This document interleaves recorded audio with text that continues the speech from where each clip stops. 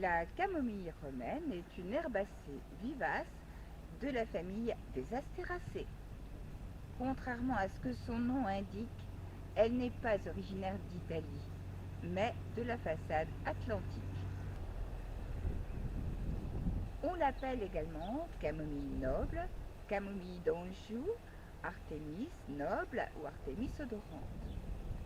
Il faut cueillir les fleurs une à une et il faut 7600 fleurs pour obtenir 1 kg. Les capitules peuvent être utilisés pour aromatiser salades et desserts. Dans le langage des fleurs, la camomille symbolise la soumission.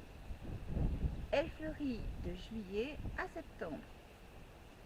En France, c'est en Anjou qu'on la cultive.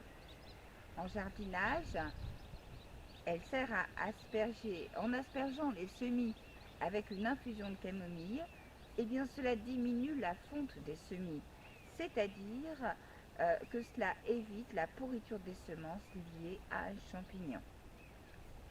En cosmétique, elle est traditionnellement utilisée comme colorant naturel des cheveux blonds en leur donnant de superbes reflets.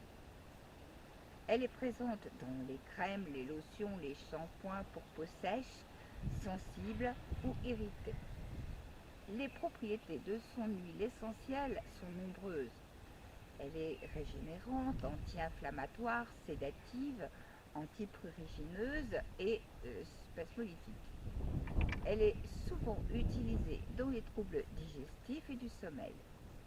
Elle a également une bonne activité antioxydante. La camomille s'utilise en infusion, en inhalation, mais aussi en collyre, en pommade et bien sûr en homéopathie. On utilise son huile chaude contre l'extinction de voix. Cette huile est jaune pâle et d'une odeur fruitée. Les herboristes attribuent les mêmes propriétés aux camomilles romaines et aux camomilles allemandes. Toutefois, je reconnais que l'infusion de camomille allemande est nettement plus agréable à boire. Elle contient, donc la camomille contient plus d'une centaine de composés, dont les terpénoïdes qui possèdent les propriétés anti-inflammatoires, antiseptiques, et les flavonoïdes aux propriétés antioxydantes.